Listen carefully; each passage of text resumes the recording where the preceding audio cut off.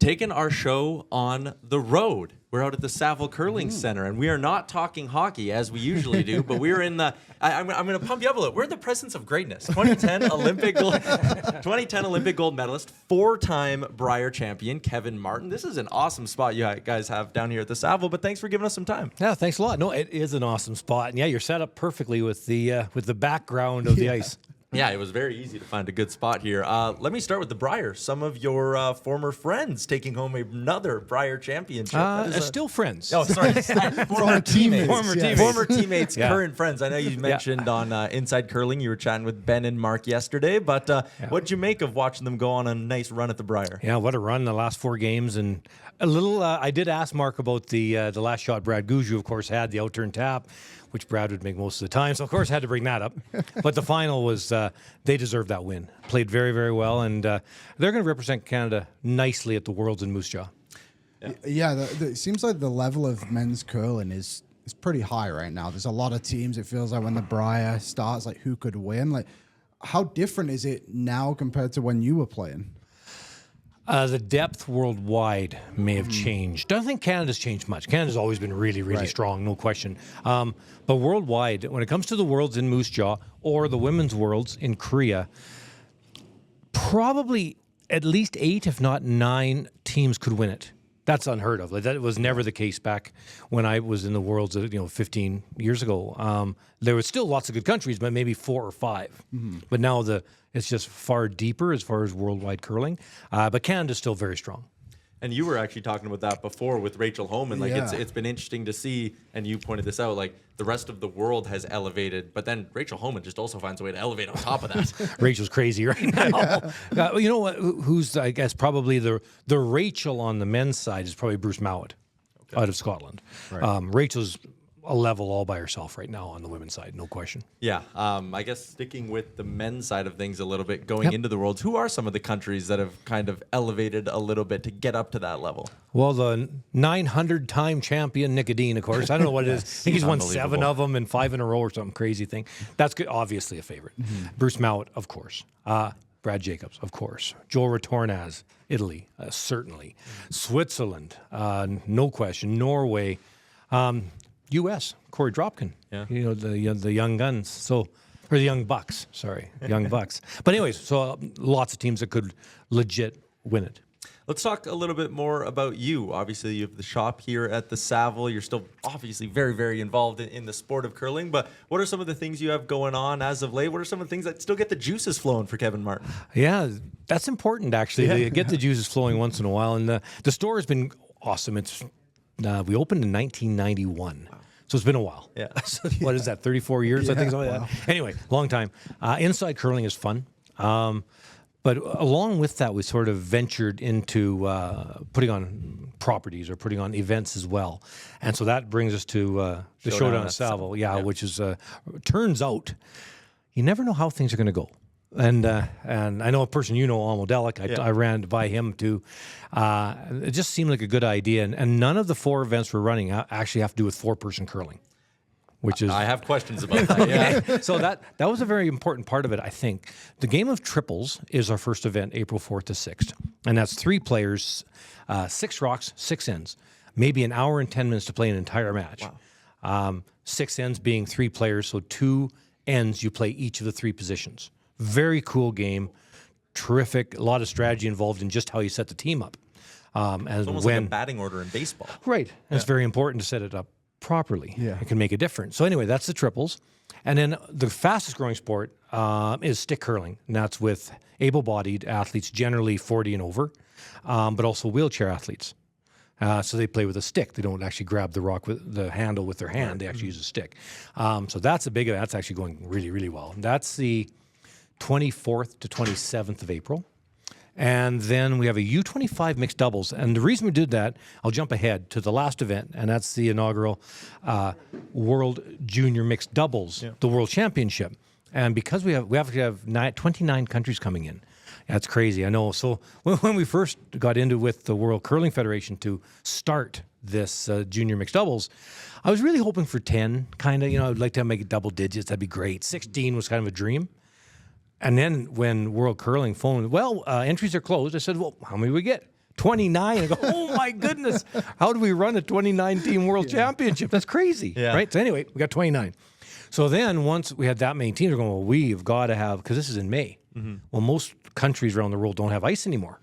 So, okay, well, then we better run an event right before it so that all these international teams can come over, get used to the ice, used to the time change and all the different things.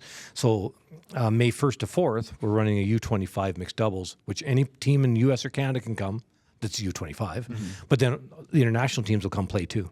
And that's going kind of off the charts, that one. So those are the 4 events. They kind of all have a purpose, but none of them 4-person curling. And none of them take very long to play.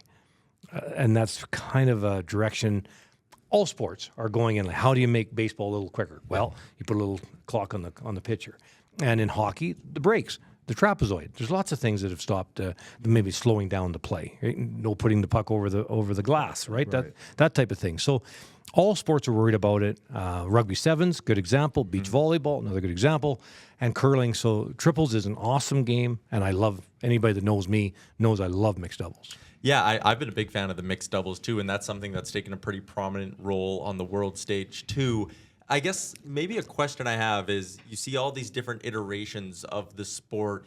Is there one that you think for the long-term growth of curling will have more success than the other ones, or one that's maybe needed to have more success to continue to push curling onto the main sporting stage? Yeah, well, 4-person curling is still the big one. Yeah. There's no question. And that's great. I love it. Obviously, I love it. Played it my whole life. But I do think it's important, too, for youth to and even for club play to have a discipline that's quicker, where you can start and you're done in an hour or just over an hour. Because if you look at a club like this, we got 10 sheets of ice, but most people don't get off work till 5. Now, you've got to somehow get something in your belly. So you probably don't want to tee it up or start the curling game till, 6:15. In a regular night, the first draw would be over around 8:30, 4-person curling. Well, the next one's not over till 11. So now you go up to have a pop, something to eat or something. You're midnight, get home, 12:30, 1 o'clock bedtime. Well, geez, you got to be up at 5. That's not practical. Yeah. Whereas if it's a triples game, which is an hour and 10 minutes, or a doubles game, this is more like an hour and 18, hour 20 minutes, you start at that same 6:15, you're done at 7:30, you're done the next one by 9. Well, now you're upstairs with your friends and having fun, but you're home before 11. Yeah. And now you get a decent amount of sleep and you can actually live life. So that's kind of where we're sort of looking at from a club and, if you want to call it amateur or intermediate. Not, at the top end, I think triples is going to really go big top end too, just because you have to play the 3 different positions. Yeah, that would be I would really have enjoyed that when I played.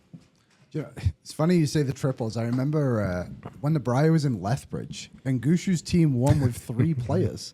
That was nuts. I went to that Briar and that was like my first experience of curling, and honestly, one of the craziest things I've seen in sports. It was winning on 3. Well, Brett Gallant, he just played. Well, the throw work. his rock and just get up and start sweeping for himself. It was nuts. For a week. Yeah, for a week, that's crazy. Yeah. But the fitness level has to be extreme. And Brett does have that. Well, that whole team, actually. The guys that just won, they're all ripped like that.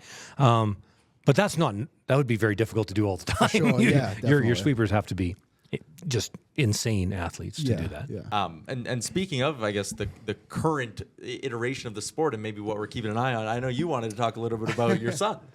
Karek, yeah. So he didn't really get into the sport until the end of high school. He was always hockey. He played to the end of junior, actually, in hockey. Yeah. But then really enjoyed it at the end of high school, getting into curling. And then I guess kind of for fun, or he tried out for the U of A, the Golden Bears, but only had curled a couple years. But he kind of caught on to it quick. And they ended up playing 5 years with the 4 or 5, not sure, 4 or 5 with the Bears. And still playing junior hockey. So busy kid while he was going to U of A. And now, all these years later, I don't know. I think this was his 10th Briar, I think, that he just competed in. So it's pretty cool. Like, I was only in 12, so he'll pass me in a couple of years probably. Well, I was making a reference to it at the office. When kids are growing up playing hockey, the younger brother is usually the goalie because the older brother needs someone to shoe on. Was Carrick a lead because you needed someone to sweep for you? No, he always loved playing front end. Kark was always a lead right from the get-go. But didn't play with me much. He did come as a 5th to the 2013 Briar. Gotcha. But other than that, he didn't play junior much. because it didn't start till grade 12. Yeah. So so just kind of a late starter, I guess. But there are some, if you look at different sports, there are some people that have started late. It's very kind of unusual. Yeah. But one thing about it, when you do start late like that, you probably aren't like most kids where you play winter hockey and then you also play summer hockey. Yeah. And by the time you're 17, you've played a million hockey games. You're going like, oh my goodness. Burnt out. Yeah, but if you don't even start till you're 17 or 18, you're still excited. When Clark's 35 now, real excited to get in that briar. So you know what I mean? You don't really run out of that passion. Yeah, I want to ask you about, it's a growth of the sport question, but in a bit of a different way. And I mean, I'm someone who, I started curling in high school, and then after high school, didn't play for a bit, and then I started curling with my dad and his buddies. And now I curl every single week. And, I go to the curling club, and I'm still maybe one of the only guys playing on a week-to-week, or there's 4 of us who are under the age of 30, and trying to open up the sport for that younger demographic, but in like more of a casual way. What are some things you think maybe aren't done well enough to try to Showdown at the Savil's a really good start. Quicker games. Yeah. So there's more time for you and your friends to have a pop or two. Yeah. The curling, like no different than golf for me. I'll play some 18-hole rounds, but I love playing 9, 10, 11. Kind of tee off around the 2:30 thing, and then get home in time to have a drink and have dinner. But the golf's a reason to get together with the friends. Yeah. But it's not the whole reason you're going. It's maybe 40%. 60%, the majority, the main reason is you just want to get together with your buddies and get together and shoot the shit. And that's really important. And I think that's a big change that needs to be made in curling, is not so structured where it's always the Tuesday night men's league, the Wednesday night mixed, the Thursday night women, whatever, right? And you have to go every week at 7 o'clock. Well, my life doesn't work that way. Like I'm running around like an idiot, but I like to play. I love curling and I love golf. And the last hockey league I was in, I love beer league hockey. But the last league I was in was always at, I think, 9 o'clock or 9:30 on Wednesday nights. Well, the last year, out of 27 games or something, I think I made 8. Yeah. Like I just couldn't. I'm just not the way my life works. So for me to be part of a structured time sport thing just doesn't work. But you want people like myself who want to play these games, and when we do, we're probably going to have dinner and some red wine. Like we spend a lot when we come, but I can't play 27 games a year. I just can't afford the time. Yeah. But when I do go, I want to have fun. So that's the type of golfer or curler we really want in the club. The person will play 6 games a year, but when they come with their wife, and they drink wine, and they have some food and have a lot of fun. That's something that, to your point, your question, I think that's really important to bring the young people in. Now, if you do venture down south, which I do a lot of teaching in the States, curling's a very young sport there. The average age, I was just talking to, where is that guy from? Anyway, short memory. Anyway, real nice fella, and I was just asking him what his average age. Seems like the average age is 35 to 40 in the clubs down south. And he says, funny you should say that. I'm 39 and I'm the president. So it's funny, like exactly that age. And that's kind of the average age of the older group. Like that is the older group down south. Wow. There's nobody else older because it's a young sport. And the clubs are over full. So I just think the fun atmosphere is very important. That's what the U.S. has happening. Not really even by chance, though, because it's just starting. The clubs are just getting going. Raleigh, North Carolina, they've been going for about 10 years. 4 sheets of ice, and a full club is 100 people per sheet. So if it's 4 sheets, 400 members, that's a full club. Well, they have 650 or 660, so they're going, well, should we expand 2 sheets off the building?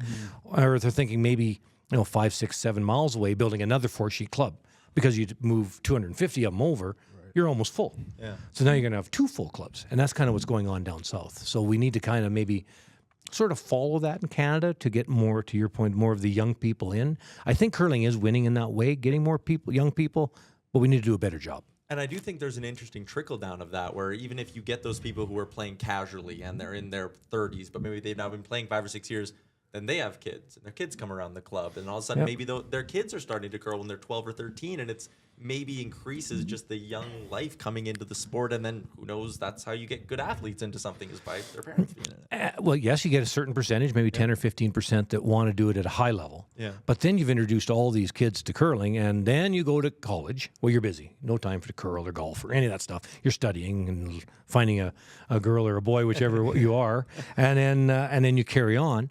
But when you end up getting married, now you're settling down, you've curled. What's a great thing to do? Go to the curling rink, absolutely, and away you go. But you haven't tried it at a young age. It's a really embarrassing sport. It's a lot like golf that way. To get into it when you're not bendy anymore, when you're say 35 or something, boy, it's tough. And no different than golf. Yeah. You know, when you're a kid and you learn how to swing and your back bends like crazy, you can just crack the ball a mile. Try that at 40 when you haven't played yet. It's embarrassing. You can't even hit the stupid thing. Yeah, that's good. You got anywhere else you want to go? It's not really a question. So I live in Sherwood Park, and my girlfriend's dad and her mum love going to the Sherwood Park Curling Club in Curling. I believe Heather Nettowit is the fantastic curling club. Yeah, so my girlfriend is also a teacher, and she took her students there to go and learn how to curl for the day. And then it turns out Heather was putting on a class that everyone could just come for free. There's a certain age down, and like the kids loved it. And I just wondered, like, is that the way it kind of needs to go too for these younger kids? So like just almost make it free for like a couple of sessions and then introduce it to them. Pretty much every club has that. Okay. Well, not with the Heather Nettowit teaching. No kidding. That would be very unusual. But somebody teaching learn to curl for kids, absolutely. And that's where I think curling has actually become quite strong, is in the schools coming to the clubs. That there's a lot of that. Right. I just think there's kind of a void in the kind of the upper 20s right now. There's just not a lot of players. Lots from say 30 to 50, and then not a lot my age actually. Because back when I was a kid, the clubs were all full. So they didn't want a bunch of noisy, rotten kids running around. So not many people my age were allowed to curl. You couldn't, because the clubs were full. So that was a really bad idea, obviously. Got more people into it. And then it kind of died out a little bit again. And then now we have tons of kids going. So maybe cyclical, if you want to think about it that way. But certainly something to worry about. Don't keep the foot off the pedal. Yeah. You're going to be going out to Korea for the Women's Worlds, correct? Right away, yeah. So you're going to be leaving right away. What are you going to be doing there? Commentary. So I was just down in the U.S. for the U.S. Olympic mixed doubles trials and for NBC. And then in Canada, the Grand Slams for Sportsnet. And then World Championships for World Curling Television, which is picked up anywhere in the world by any of the stations. When you were a player, did you ever think that you wanted to get into the commentary side of it and the media side? You mentioned the podcast as well, or did it kind of just come to you later? It sort of popped in. I always enjoy that type of thing, so I don't think that was a strange thing. Sportsnet was the first one. A year before I retired, actually met with the guys there and got that figured out. But as far as doing it with NBC and stuff and World Curling, that kind of came after not getting to the Olympics in 2014. We lost the semi to go to that Olympics, and then I was retiring no matter what that year. And on the Monday morning, Rebecca Chapman from NBC phoned my house and said, "Hey, sorry you didn't win, but..."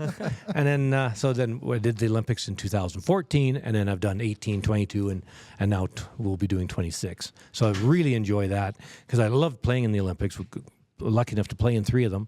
But now to be able to have commentated 3 and then soon to be 4, that's pretty cool because it's high energy. It's tough. Like it's tiring because curling goes the entire Olympics. The final on curling is a Saturday, and there is the men's hockey final Sunday. But from that Saturday, and then it starts 2 days prior to the Olympics starting, curling. Because with mixed doubles and 4-person, it takes more than the length of the Olympics. So if you're a commentator, that's you're putting in some hours. Yeah. Well, obviously you won in 2010 in Vancouver. Were you there for the golden goal as well for Sidney Crosby? In the building. Behind the net. So it's very 6th row. Get this right. So in '92, in Albertville, we ended up losing. I'd like to say 3-1. Somebody will check that out. But 3-1, I think, was the final score against Russia, and we were in the 6th row behind the net. And there's a couple unknown people. This goalie called Sean Burke turned out to be a pretty good goalie, but nobody knew him then. And Eric Lindros. Nobody knew him then. Just a couple of junior kids, right? But they were really good, and they almost got the gold. They ended up getting a silver that year. And then in '02 had seats for Salt Lake because Canada hadn't won the gold in 50 years, right? Yeah, in 50 years. And so we were behind the net on that one, saw that, and then in 2010 for Sydney's golden goal. Awesome. And that was quite the evening after that. I can imagine. I mean, I remember so much from that Olympics, even though I was really young, but I remember Montgomery, the bobsledder. And if you notice, Sid, I didn't say anything. Yeah. But I remember him with the jug of beer going down the street. Oh, yeah, and all that. Like, Montgomery, oh, man, those 2010 Olympics were something. Like, so many memorable moments came from that. And obviously, your gold medal as well. Showdown at the Saville. Where can people get more information, and how can they get down here and check it out? Yeah, well, just come down here on any of those dates, April 4 to 6. The Saville website does a great job. For anybody entering, they're pretty full anyway. We won't worry about that. It's been awesome as far as that goes. But yeah, the Saville Sports Center website's the place to go and to come down and enjoy, especially those last two events, U25 and the World Championship. It'll be pretty cool. 29 countries. That's pretty phenomenal. Yeah, awesome. That is crazy to hear. Kevin, really appreciate you giving us some time. Thanks for doing this. Thanks a lot. What's up, Nation citizens? If you like that video, then you need to be subscribed to the Oilers Nation YouTube. Podcasts, live shows, exclusive interviews, and analysis. Everything you need from your favorite voices at Oilers Nation. And you don't want to miss any of it, so hammer that subscribe button.